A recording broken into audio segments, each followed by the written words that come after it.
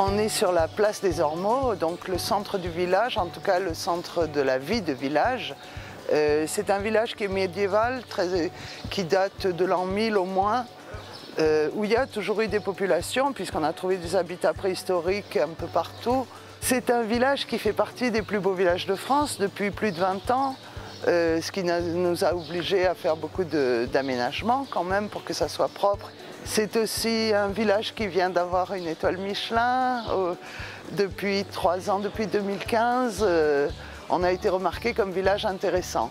On domine un peu toute la Provence et comme on se trouve au bord du plateau de Canjuère, on domine vraiment toute la vallée jusqu'à Toulon. On voit très bien le Coudon, on voit la Sainte-Victoire de Aix-en-Provence.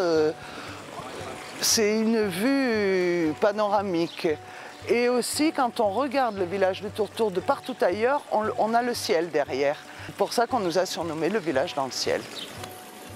On va visiter un peu le village médiéval et aussi j'aimerais vous emmener voir la source parce qu'on est quand même un village où il y a énormément d'eau.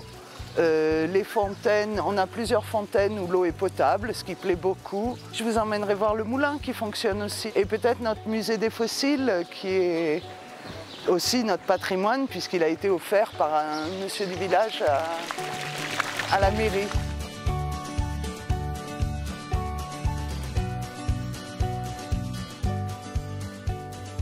C'est la ruelle du Comptadou, c'est-à-dire l'endroit où on compte. Quand j'étais petite, moi j'ai vu faire le comptage des moutons dans ce passage qui est si étroit qu'on peut faire passer les moutons un par un ou deux par deux. Et donc en face, on a une tour d'où les bergers pouvaient compter les moutons pendant qu'ils passaient. Et tout en haut, le seigneur pouvait vérifier le comptage pour prélever les impôts à la tête de moutons.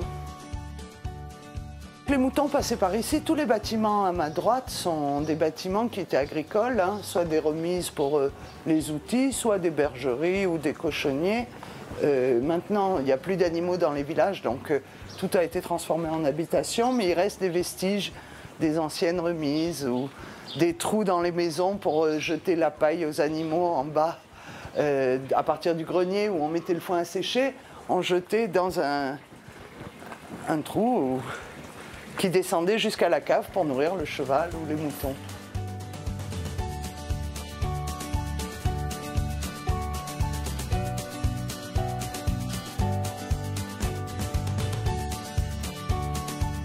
Nous voici au lavoir de Tourtour, qui date du XVIIIe siècle, début XVIIIe, et qui sert encore actuellement pour les objets volumineux.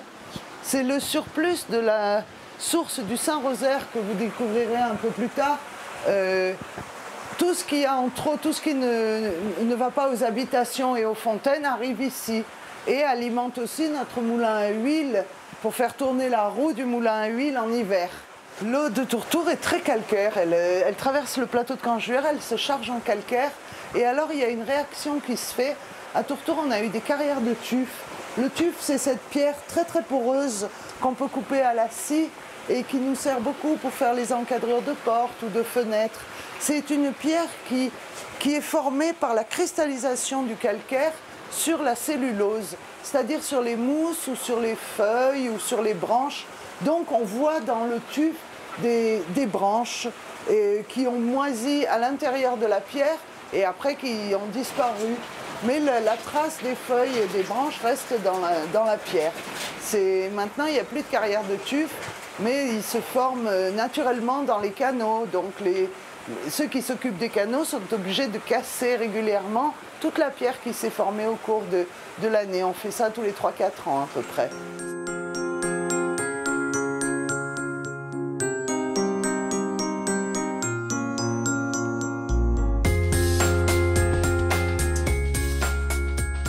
Ça, c'est probablement la rue la plus ancienne de Tourtour.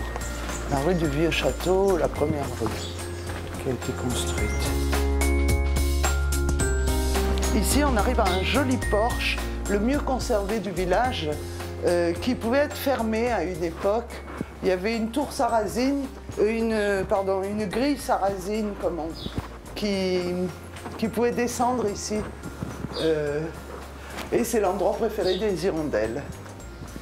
Maintenant, direction la source du Saint-Rosaire à Tourtour, avec Jean-Marc Simon, notre chef des services techniques, qui vous parlera de l'eau à Tourtour et de son importance et de sa quantité.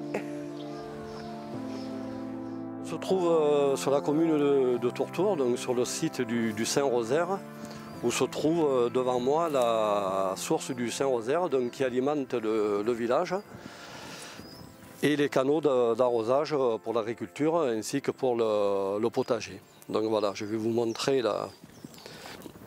l'endroit qui n'est pas habituellement ouvert à tout le monde. Ce qu'il faut savoir, c'est quand même privilégié de rentrer ici.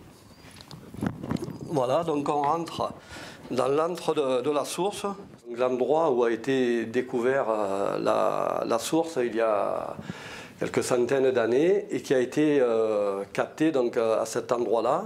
Et donc, comme vous pouvez le voir, donc, il y a un dôme qui a été fait au-dessus de manière à la protéger et qu'elle ne soit pas accessible à tout le monde. On n'a jamais pu déterminer exactement d'où elle venait. Alors, des essais ont été faits en amont du village de Tourtour, à quelques kilomètres plus haut, en direction du plateau du camp militaire de Cangers, qui se trouve à vol d'oiseau à peu près à 10-12 km. Avec de la fluoricine, de manière à mener ce colorant donc, ici, et qui n'est jamais arrivé. Donc on a toujours plus ou moins pensé que cette source viendrait du plateau de Cangers en haut, et où il y a vraiment un gros système donc, hydraulique sous le plateau, entre autres qui alimente également les gorges du Verdon, Fontaine-l'Évêque, qui est sous le lac de Sainte-Croix.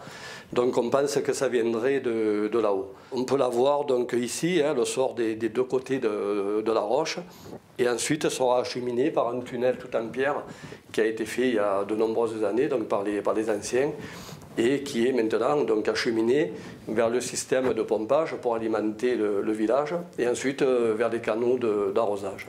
Cette source a un rôle déterminant donc, pour le village, puisque c'est la seule qui est en activité donc, pour alimenter le village et tout ce qui est pour le système d'arrosage, ainsi que pour le moulin à huile en hiver. Et donc, il y a d'autres sources sur le village, mais qui sont beaucoup moins importantes que celle-ci et qui ne sont pas utilisées. Une chapelle juste à côté a été dédiée donc, à cet endroit, et donc on appelle la chapelle du Saint-Rosaire. C'est une eau qui est vraiment, bon, elle est très calcaire. Elle est très lourde, comme dans beaucoup de villages de l'arrière-pays, puisque ça traverse énormément de roches, mais elle est vraiment très limpide et très claire. Et il y a des analyses d'eau qui sont faites par l'ARS et qui à chaque fois démontrent qu'il n'y a vraiment aucun problème avec ça.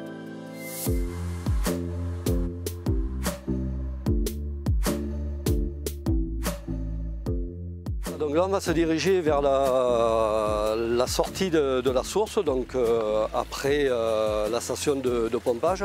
Et donc c'est ici où il y a la dérivation, donc une partie qui va s'en aller à droite donc, vers le village et qui servira à alimenter tous les petits jardins, et ensuite à gauche également pour tout ce qui est l'alimentation des champs de culture et autres.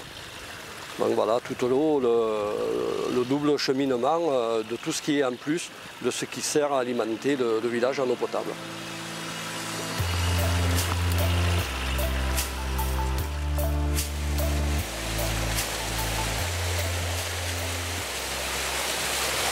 Voilà, alors là nous nous trouvons à l'entrée ouest du village.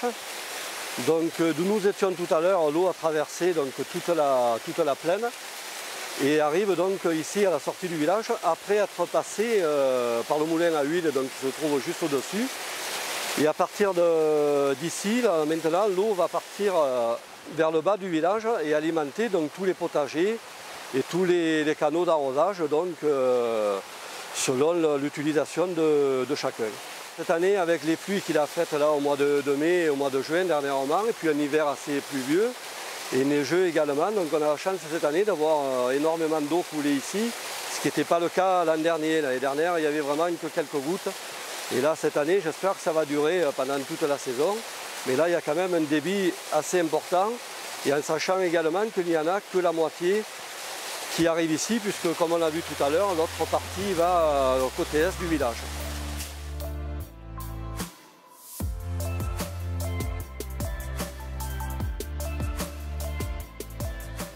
Alors voilà, là on se trouve donc dans le moulin à huile du XVIIe siècle du village, et qui aujourd'hui est un peu sous forme d'exposition de tableaux, mais qui sert donc pendant la période hivernale à triturer les olives, donc d'une manière ancestrale, puisque ici, comme vous pouvez le voir, il n'y a aucune machine, tout est fait à la main. Et on triture à peu près dans l'année entre 50 et 60 tonnes d'olives, et qui sont avec l'huile exclusivement cueillie à la feuille et à la main, où on sort à peu près 10 000 litres d'huile chaque année, et où nous avons une centaine de clients.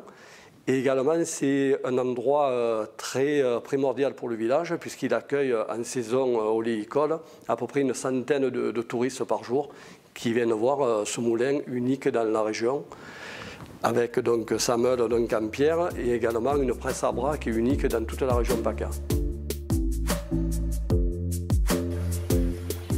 La particularité de Tourtour, c'est toutes ces petites ruelles avec ces murs en pierre. Donc au détour de chaque ruelle, il y a toujours une petite galerie, un musée. Il y a énormément de galeries dans le village. Il y a plus de 15 galeries dans ce village, donc avec des peintres, des sculpteurs. Et on a aussi la chance d'avoir un musée des fossiles qui est magnifique, que je vais vous présenter maintenant. C'est une collection privée qui a été cédée à la commune, donc une collection de M. Victor Zaneboni.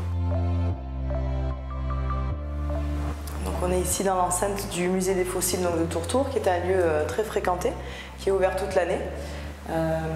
Donc on est aussi dans une région très riche en fossiles, donc sur toutes les communes du Haut-Var. Donc tous les fossiles qui sont ici ont été trouvés sur les communes avoisinantes. Donc il y a des particularités comme les œufs de dinosaures qui sont ici, ont été trouvés assis en la cascade, et puis donc de nombreuses ammonites, dont ces ammonites déroulées qui sont là. Ça fait partie de la richesse de notre département et des communes avoisinantes. Tourtour, c'est un village qui est très très attachant. C'est un village donc, dans lequel on se sent bien. Tourtour, c'est la douceur de vivre, la quiétude, la sérénité, le calme. On a la chance d'avoir une vue et un panorama qui est magnifique, avec des jeux de lumière qui sont aussi magnifiques, donc des couchers de soleil splendides. Toute cette lumière et tout ce qu'on retrouve ici pousse à l'expression personnelle et artistique. Donc il y a beaucoup d'artistes qui viennent d'eux-mêmes, effectivement, des peintres, des sculpteurs. Il y a deux artistes notables qui ont vécu sur la commune de Tourtour, donc notamment le peintre français expressionniste Bernard Buffet, qui a vécu donc, au domaine de la Baume, qui est un domaine magnifique, durant une vingtaine d'années. Donc c'est un peintre qui a été connu très tôt, à l'âge de 17 ans. Qui a eu sa première rétrospective à Paris donc, à l'âge de 26 ans et qui s'est ensuite installé donc, avec son épouse Annabelle sur la commune de Tourtour. Donc, il avait son atelier de peinture sur le domaine. Lors de son décès en 1999, il a fait don à la commune de ces deux sculptures en bronze. Donc, il y en a 8 à travers le monde et on a la chance d'en avoir 2 sur notre commune. Notamment donc, ce papillon qui se fond parfaitement dans le paysage et dans le ciel de Tourtour.